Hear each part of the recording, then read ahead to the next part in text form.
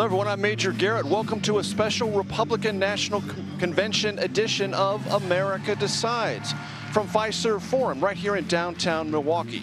The convention is energized, but to be perfectly honest with you, ladies and gentlemen, a lot of empty seats here. They'll probably fill up as the night goes on, but that's just a fact. Ohio Senator J.D. Vance set to give his keynote speech after first being named by former President Trump as his running mate and then confirmed by this convention and its delegates to be the running mate for former President Trump. Also taking the stage tonight, North Dakota Governor Doug Burgum. He ran in the Republican presidential primaries, you might recall, and was on Trump's very short list for VP. Florida Congressman Matt Gaetz will speak, and so will former Trump advisor Peter Navarro, who you should know was just released from prison, federal prison, for contempt of Congress this morning and flying straight to Milwaukee to get on the stage right behind me. We are also following, and this is important, listen up, breaking news on the campaign trail. President Joe Biden has tested positive for COVID.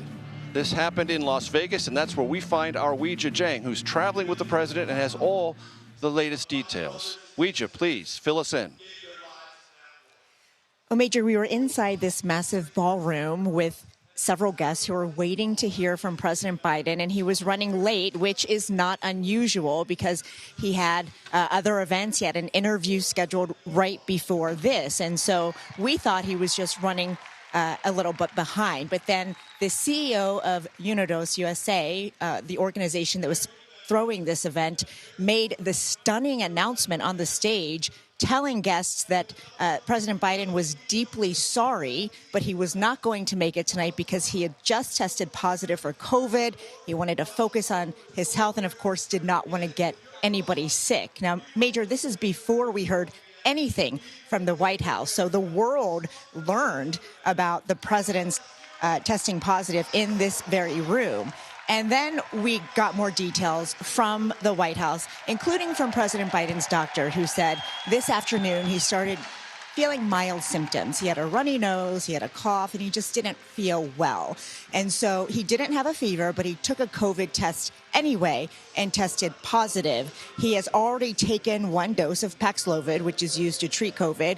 He's already on his way back to Delaware, where he will self-isolate. And we just heard from the president as he was getting on Air Force One, and he said that he's actually feeling good. But, Major, this is such a big development at a time when the president is already dealing with so much politically. He has a grueling travel schedule, and now he has to focus on getting better from COVID.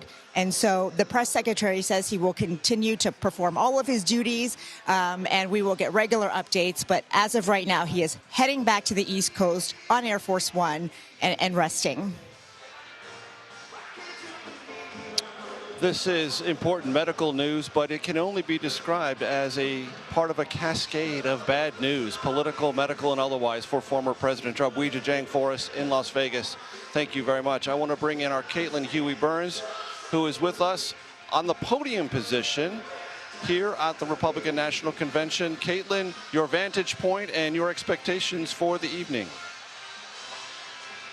Major, good to be with you. So I'm standing to the right of the podium, so I can see the speakers on the stage, also their teleprompter, so we're following whether they're following that, and also a good view of the delegates. Today's main attraction, of course, is J.D. Vance, the vice presidential pick. His introduction to the country, essentially. He's going to be introduced by his wife, Usha, and also Donald Trump Jr., who is kind of instrumental in this pick, is also going to be speaking tonight. But there's also going to be a foreign policy focus, Major, of this event. And I just want to hold up some of the signs that these delegates have been holding. This says, Trump will end the Ukraine war. And that's something to kind of watch here, especially as J.D. Vance speaks. Back in January of 2023, J.D. Vance was one of the first senators to endorse Donald Trump, and he did so in an op-ed in the Wall Street Journal calling for an end to Ukraine funding and saying that Donald Trump is the one who will end war. So look at that for kind of the theme here, especially as we've been talking all week about how this is kind of the completion of Donald Trump's takeover, essentially, of the Republican Party. And Caitlin, other speakers you are going to be watching for tonight? Obviously, this is a big night for J.D. Vance, but there are others on the undercard who are probably going to light this place up. We are also expecting to hear from the mayor of East Palestine, Ohio, of course, the site of that train derailment there. And it's significant that's coming on the night that J.D. Vance is speaking, not only as the senator from Ohio, but he, was really making this, he was out there on the forefront on this issue. And Donald Trump, remember, made that visit there. We're also going to hear from Doug Burgum, the North Dakota governor, who was on that short list for Donald Trump's vice presidential picks. You're hearing right now from Nancy Mace, the congresswoman from South Carolina, who is also demonstrative of this, or a demonstration of this kind of coalition returning to Trump. Speaking of Nancy Mace, congresswoman from South Carolina, let's dip in and take a listen. Be my destination. I soon went from making waffles to making history. 25 years ago, this high school dropout became the first woman to graduate from the Citadel, the Military College of South Carolina.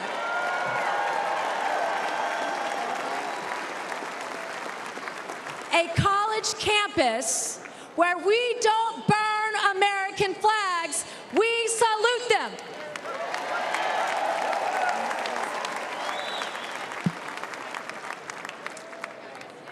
I'm a single mom and a rape survivor. To women tonight who can relate, please know you have a friend and a sister in me. And I will fight like hell for you.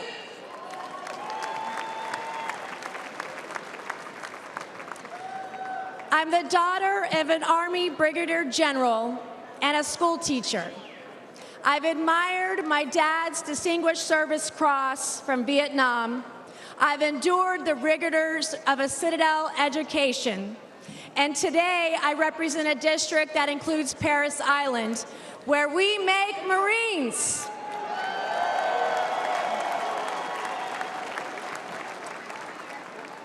What we're witnessing today is proof that strength preserves peace and weakness invites war.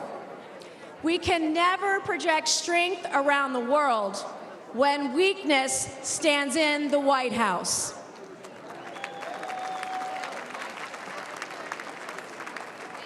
Nations like China see weakness as opportunity. China's fentanyl invades our borders. Their arms supply Putin's regime. China supports enemy states like Iran. They oppress their own people, especially their women. The world is watching America, and we must show them what we're made of.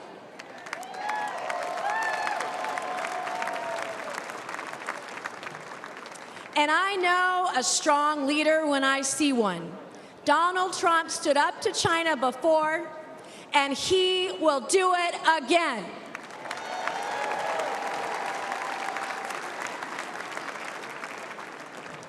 Anyone who thinks they can take on Donald Trump. The voice of Nancy Mace.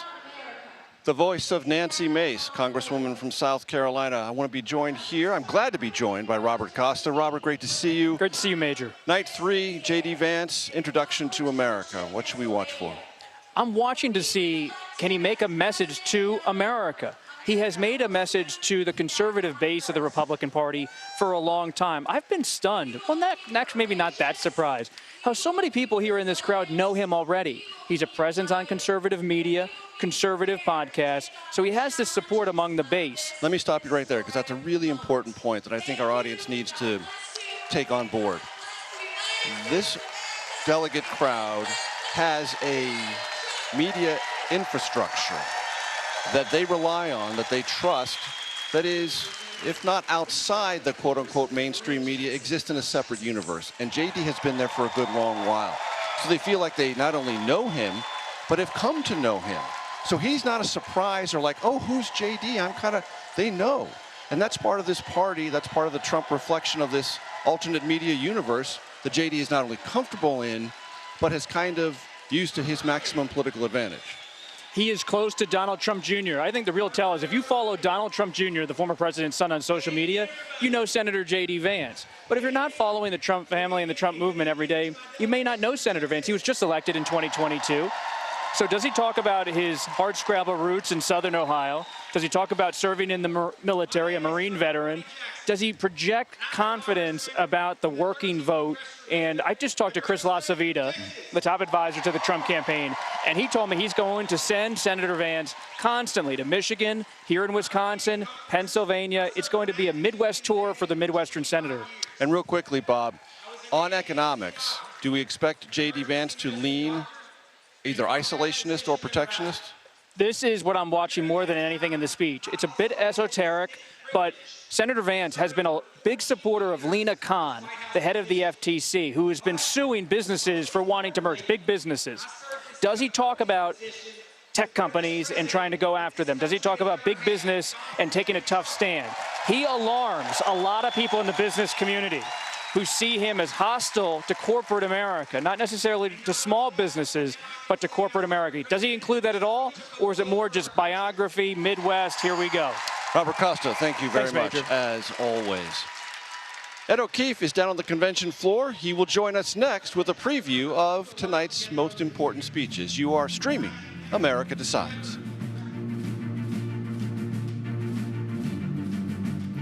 His warrior spirit and his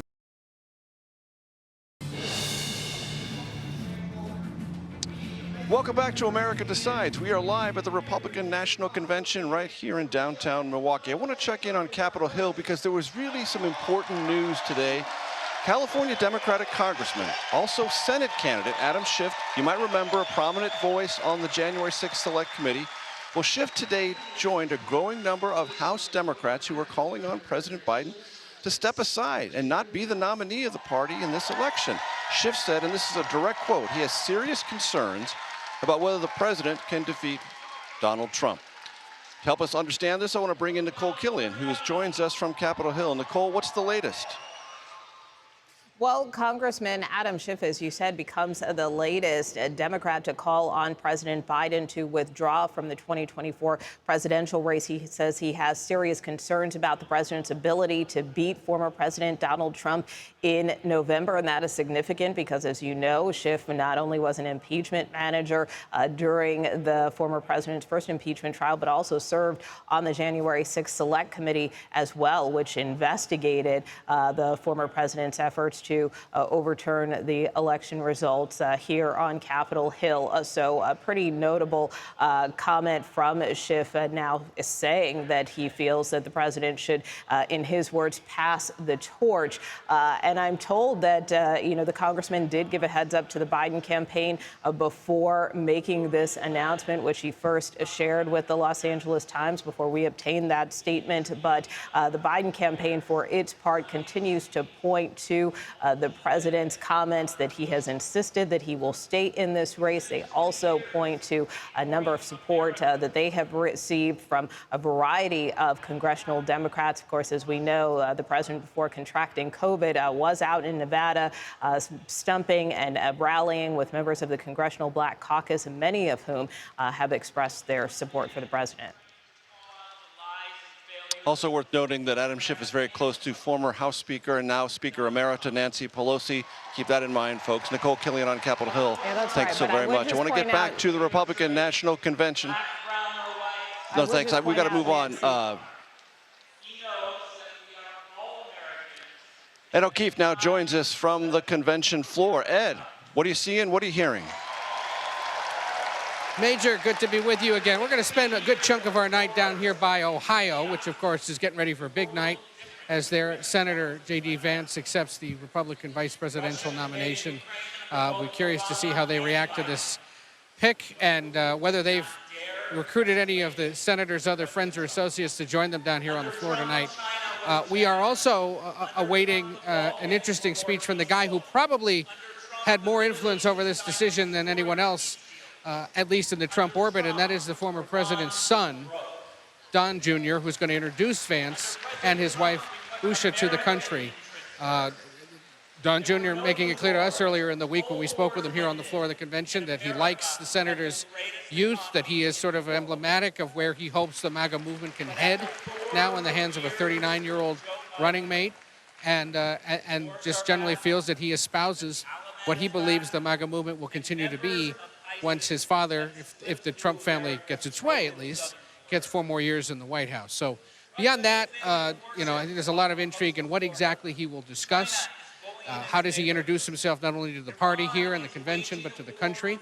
Does he talk about his upbringing? Does he talk about his family? Does he talk about his conversion from Trump critic to Trump supporter to now the biggest Trump supporter of them all as the running mate? And does he, perhaps more than anyone else this week, turn up the temperature rhetorically on the president and vice president, despite the calls to tamp down the rhetoric in the wake of the assassination attempt? So that's among the things we'll be doing. And Major, quite honestly, the other thing at least this political reporter will be doing is tracking what's going on with the other party, as you and Nicole were just discussing there. Big news tonight when it comes to Senator Bob Menendez and whether he'll resign, and bigger news regarding the president and whether more of his allies in the party are telling him he needs to step down, especially given the situation here in Milwaukee this week with the former president and what it might do to his standing. But then even in the short term, the medical condition he's flying home with from Las Vegas, the COVID-19 diagnosis. On the convention floor for us, Ed O'Keefe, thank you so very much. J.D. Vance, as Ed O'Keefe just indicated, getting ready to share his story. Tonight, center stage right here at the Republican National Convention. What we might expect to hear from the former president's running mate. That's next. You're streaming America Decides.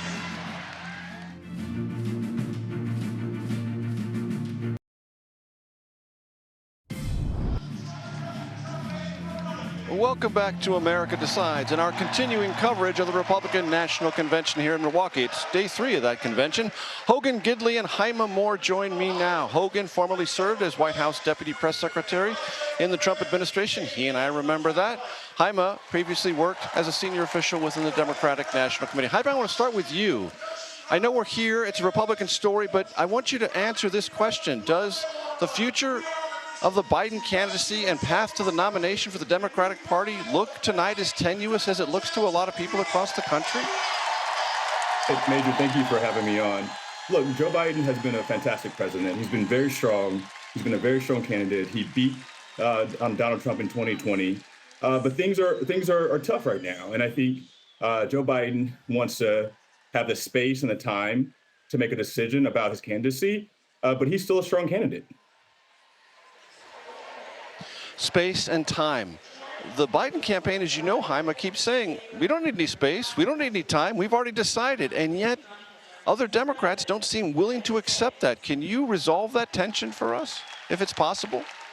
Yeah, and you've heard from our leaders, you've heard from Leader Jeffries and Schumer and others and Nancy Pelosi, and they have taken the notes from other members to the president's campaign, and they are giving the president time to make a final decision. I mean, the time's running out, and I think, he said before, he believes he can beat Donald Trump again. I believe that he can, and I think many members of our party believe that as well. But we want to make sure that he's final, that he can do it, that he has the stamina, that he has the desire to do it.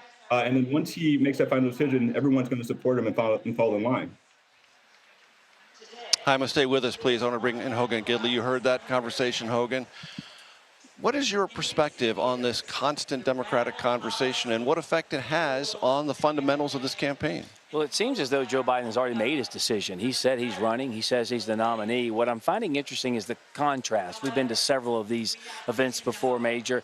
Seeing what this RNC was able to accomplish on the first night, bringing in Amber Rose, for example. A lot of people looked at me and said, who's that? I said, I don't even have time to explain it. And then the Teamsters president comes out and addresses the crowd as well. Amazing. And we're sitting here saying, not only has Donald Trump unified the Republican Party, now he's trying to go outside of that tent, going to the Bronx, going to other places that Republicans typically don't go. And you look on the other side, Joe Biden is still trying to court black individuals in July. So his base is problematic, and half the people in the party want him not to be the nominee. Now, while as chaotic as it may be now, You and I both know there are a million lifetimes between now and November. A lot can happen. A lot's going to change. And this convention, while successful so far, and I imagine we're going to see a good exclamation point, you still got to put in the work needed to win elections at the local level. To that point, Hogan Gidley, I interviewed Brian Kemp, Republican governor of Georgia, experienced politician. He said, look, I get the enthusiasm. I've talked to a lot of Republicans. They're jacked up. They believe it's all over. And he's saying, hold your horses, people. Do the work. And if you don't do the work, you could lose this all. Yeah, ask him about the red wave, how that That's exactly what he brought up to me. There's no question. The people in this room, though, I think it's a different sentiment I feel from them, and I've experienced, again, having done this now for 25 years. The folks here understand it does take hard work. And so the non-sexy parts of politics, what you do every day in front of the camera, you got to get out there, roll up your sleeves, and poll watch. You have to poll work. You have to register voters. You have to mobilize voters. Those are the nuts and bolts that you can do to win elections. And Democrats have killed us in that arena for the last several years, and so we've got to focus on that. Jaime, let's pick up on that point, because that was a probably indirect compliment that Hogan Gidley just paid to the Democratic National Committee and the Biden-Harris campaign circa 2020. Is it harder to do that work, that fundamental work, voter contact, voter registration, voter motivation, when there's still uncertainty about who the nominee is going to be? No, look, and Hogan, thank you for that compliment. I appreciate it. You know, one of the things that Chairman Jamie Harrison has done over the past 4 years is make sure that infrastructure of this party is sound in place, raising money, reaching voters all over the country. I disagree with Hogan and other members of the Republican Party. Black voters can see right through some of the things that were displayed at the RNC this week, and black voters are not listening to Amber Rose. I hate to say it, but black voters do understand that Joe Biden has been a strong president. Kamala Harris has been a strong vice president. And they brought to the table some needs and desires of that community. And so I don't think that 2 weeks of Donald Trump and the Republicans going out after black voters is going to be enough. Lastly, one of the things that we really, really pride ourselves on in this party is doing outreach even when there's not any election. And we've been doing that for years and years and years and years. And so I think that's going to pay dividends in the fall. And Jaime, I want to ask you, give you a chance, then I'll get Hogan's response. J.D. Vance on the Trump ticket. What does it mean from your and the Democratic Party's perspective? Look, Senator Vance has a great career, and he's a fantastic person, I'm sure. But what the Democrats are saying is he is just another clone, a double down of former President Donald Trump. And so I don't think that it adds much to the ticket. I respect the former president and the senator, but I don't think it adds much to that ticket at all. And I think Joe Biden and Kamala Harris still present the strongest option for the country. Hogan, you get the last word on this. Look, I think J.D. Vance is a unique pick in large part because he didn't support the president before. What better messenger to go into suburbia and say, I was you, I understand. But let me tell you about the man I got to know and the policies he put in place. And while 2 weeks, he's right, may not encapsulate or solidify or solve the problem we have with the black voter, the last 4 years of paying too much for gas and groceries sure helps. Hogan, Jaime, thanks so very much. I appreciate it both to have you with us. Coming up, my colleague Margaret Brennan joins me to discuss J.D. Vance's worldview and why NATO allies will be paying very close attention to his speech tonight. That's next. You're streaming America Decides. Trump's realistic policy of resolute strength in a dangerous world, and President Biden's policies of appeasement, weakness, and self-delusion may be the biggest difference between the Make America Great Again movement and the Make America Weak ideology of the left. We have to remember that the greatest threat to American safety is not Biden's brain. The greatest threat is Biden's policies and the people he appoints to implement them.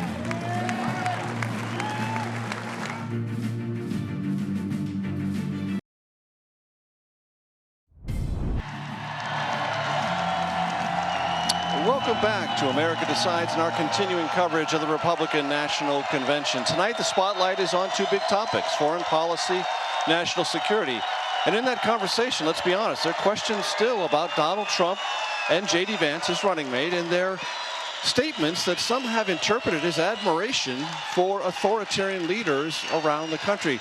Speaking of J.D. Vance, here he was on Face the Nation in May when pushed on his praise for the Prime Minister of Hungary, Viktor Orban.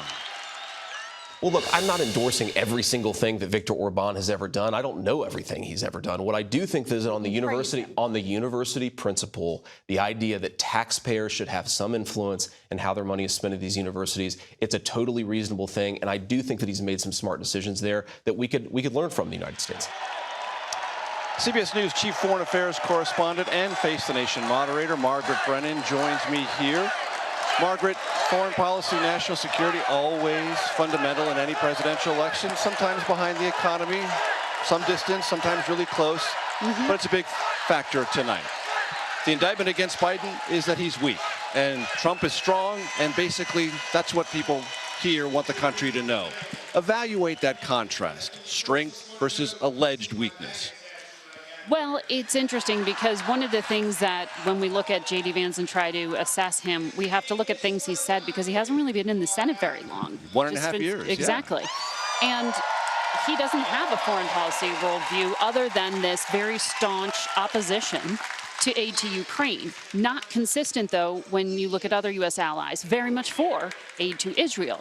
But his argument in that, when he's talking about denying Ukraine, is that the money's better spent elsewhere.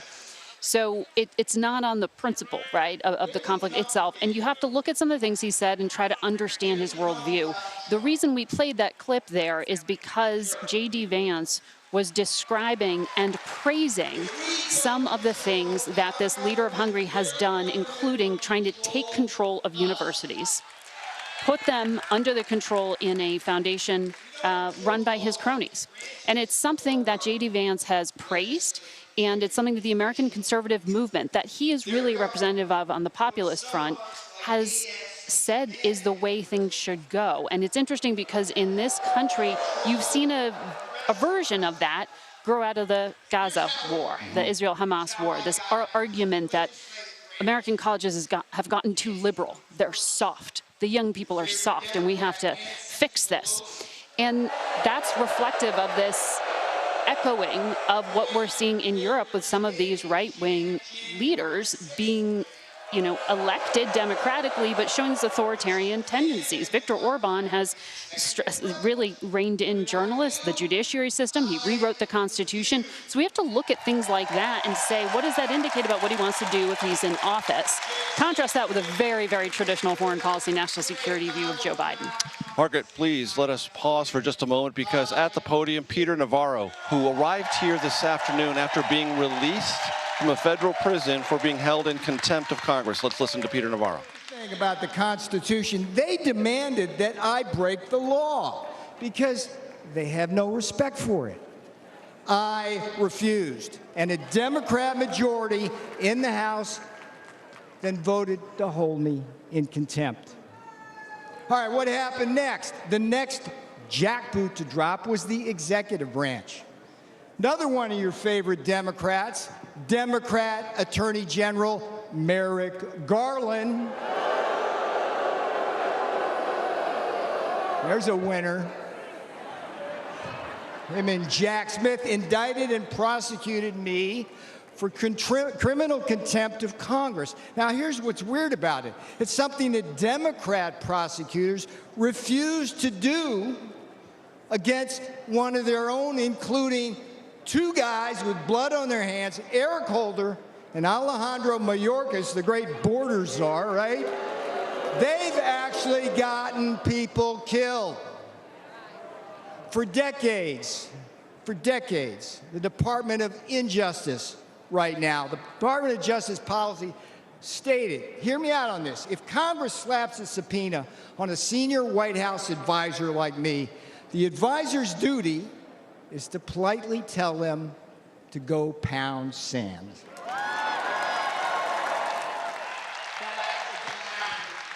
Just to put a point on this, Congress does have oversight authority. Congress can issue subpoenas, and if you ignore a subpoena, in some circumstances, you can be held in contempt, and in Peter Navarro's case, serve some time for that. Margaret, back to national security and foreign policy. That was the China advisor. That was the China advisor. So tell me what you think about that and Peter Navarro's potential role in a future Trump administration. Should there be a second term for former President Trump?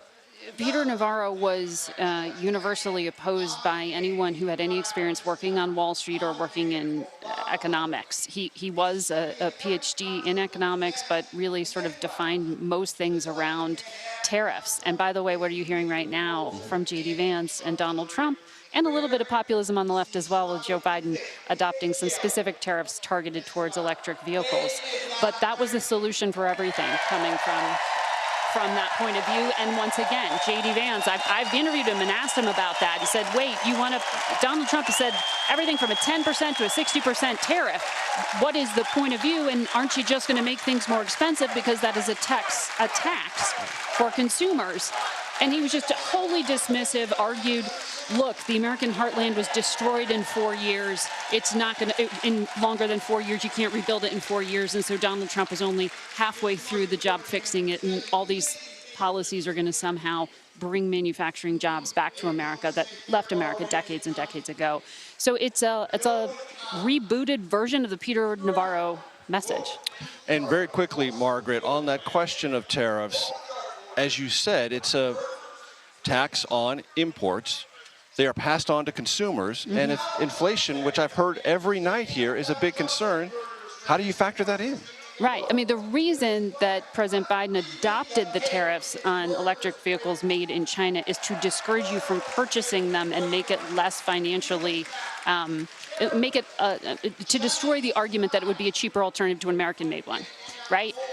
That is acknowledging it's going to cost you more.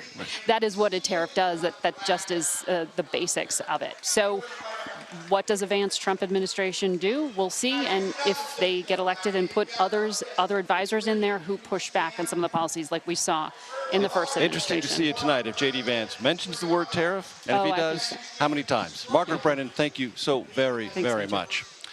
While Republicans coalesce around former President Trump, that's what's going on here. What's happening on the Democratic side? Coming up, my conversation with Missouri Congressman Emanuel Cleaver about the path forward for the Biden campaign. You are streaming America Decides. Your wages in the Democrat. Here's the thing. I'm sitting in prison thinking about this. It just eats at me as Democrats come for your kids. They're indoctrinating them with poisonous attitudes on race and gender. And here's the thing, when politics fails, the investigations and prosecutions begin. They did it to me. They're going to do it to Trump. But hear me out. They've also done it to Catholics, pro-life activists, and parents who are just standing up for the kids at school board meetings. This is a tale of two Americas, and you know it wasn't this way when Donald Trump was president. I remember the days I was there. In Trump's America, you were safe and our borders were secure. In Trump's America, you were more prosperous, and you didn't have to choose between what? Food on the table, medicine in the cabinet, and a roof over your head.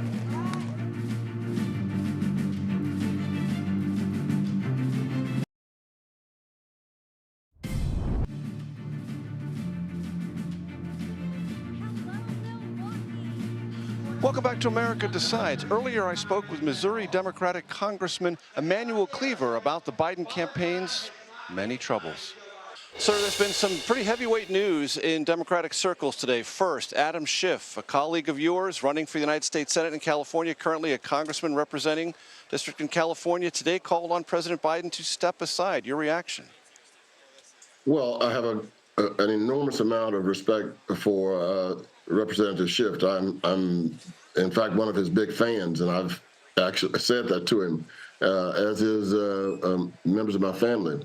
But I think I've said it many, many times, and it is a truth that cannot be pushed out of the way, and that is that unless Joe Biden decides himself that he's not going to run, all of the major figures in the Democratic Party can ask him to leave. And if he doesn't want to leave, there's no way to get him out. He is the delegate. He is a presumptive nominee for the Democratic Party for the November election. That's the way it stands right now. And if we keep hanging out here in the forest of indecisiveness, we're going to make sure we lose. I think I'm very much concerned. Look, not to decide is, at least in this case, a decision. And so we're hanging up here. We got to make a decision. We got to make a decision. We don't. If we don't make, and I think if something is going to happen, it has to happen within the next week. If not, I think the decision is already made. In light of that, decisions already made, observation from you, Congressman Cleaver, and I take every point you just made. He is the presumptive nominee. He has all the delegates, twice as many delegates as he needs. There is no mechanism absent President Biden deciding to step down to, in a very short order, dislodge him from that path to nominee status. And yet, as Democrats often say, the voice of the people matters. And there's an Associated Press poll that today says 65% of adults surveyed who describe themselves as Democrats say they would prefer President Biden not be the nominee. What does that tell you? It tells me that we have a lot of work to do. I'm hopefully not wallowing in some kind of field of hiding from the truth. We've got a lot of work to do. The president has a lot of work to do, and we have a short time to get it done. But things can change overnight. Anything can happen. The president may end up getting involved in a 200-yard sprint and win and win the election. But I do think that I understand when a person allows a goal to die, a part of their somebodyness dies. And I think Joe Biden's goal is to win a second term. And I have not seen anything that would suggest that he's moving in that direction. I was one of the first people out on the point for now President Joe Biden. Former secretaries, and a lot of members from Congress were slipping and sliding down the streets of Iowa, not getting very many people in any crowd. And John Kerry and I were on that bus. And one of the biggest rallies we got was at a church in Cedar Rapids. I think we got 22 people. But a few months later, Joe Biden was fighting it out for the election, winning the election. So I'm not ready to just say it's automatic. We're automatically going to lose.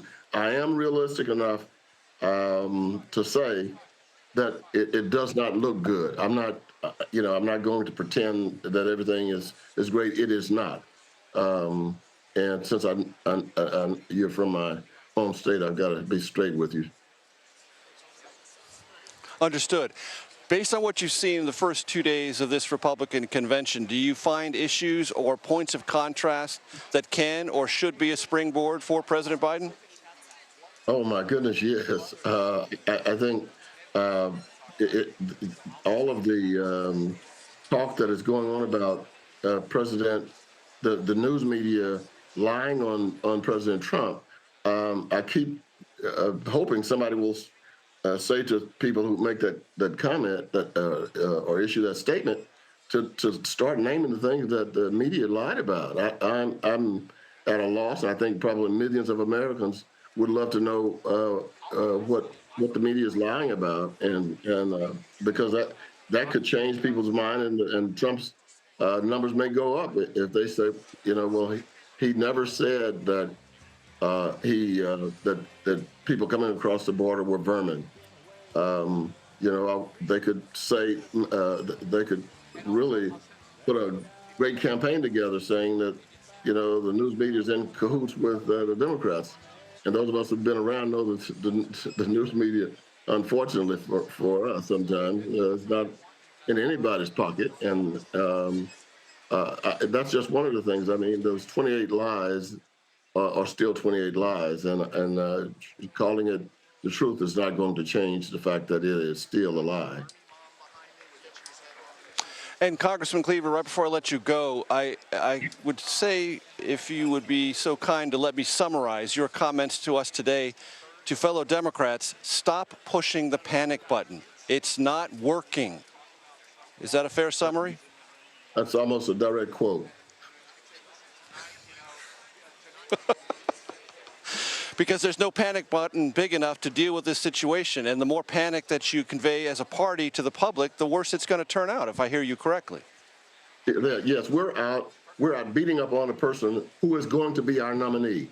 And I think the Republicans have exercised a tremendous amount of discipline. They have just allowed Democrats to go out and slap their candidate around. And they'll just wait until after the Democratic convention and then use all the things that Democrats are saying against our nominee, who will be Joe Biden. And I think the best thing for us to do is to come together and start figuring out how we can make big things happen in a short period of time. Coming to us from the great city of Kansas City, Missouri, Congressman Emanuel Cleaver. Thank you very much, sir. Good to be with you. The Republican Party is hoping this convention will, in no small way, help sway black voters in their direction. Our Caitlin Huey-Burns spoke with some voters about who, at this point, they're leaning toward in this presidential race. So how are you feeling about this election? A little conflicted, I would say. More than likely, I'll probably vote Democrat, but I'm not 100% sold on Joe Biden and what his plan is right now. So this election is coming up. Who are you voting for? I'm undecided right now. I'm still on the fence. I think this election, you will see the black male vote be the key to move Trump forward. Democrats for so long didn't really care about the black male vote like that because they had the black woman vote. Well, the Republican Party is open for business. Black men, you're welcome. And what's the pitch? Well, the pitch is clearly this. For anyone who's a black male, who's a felon or been part of the justice system, Trump did the First Step Act, helped a lot of federal felons who coming out of prison. He also focused a lot on opportunity zones, jobs, and an economy. That's huge right here. Trump is a rock star. Like, he's relevant. He's one of those people that you could just connect to, especially if you're a blue-collar person. He's the poster American. He's filled with controversy. He's a bully. You know, he's going to speak his mind. After he was convicted in New York of 34 felony charges, what was your reaction to that? I have mixed emotions. I am a felon. I'm a convicted felon myself, and so from a con perspective, it's like, well, how is he still running? You know, like, it took me years to be able to vote after I was discharged off of supervision. I've been covering a lot of efforts that Trump has been making among black men, especially in other states. But in Wisconsin, how critical is that demographic? It's critical. I mean, all roads for national elections or statewide elections run through Milwaukee. That voting block of black males is crucial. We win the state of Wisconsin, we win the White House. That does it for me tonight. Stay with us after the break for CBS News special report, live coverage of the Republican National Convention. And join us again tomorrow at 5 p.m. Eastern for our coverage of the final day of the Republican National Convention right here in Milwaukee. You are streaming America Decides.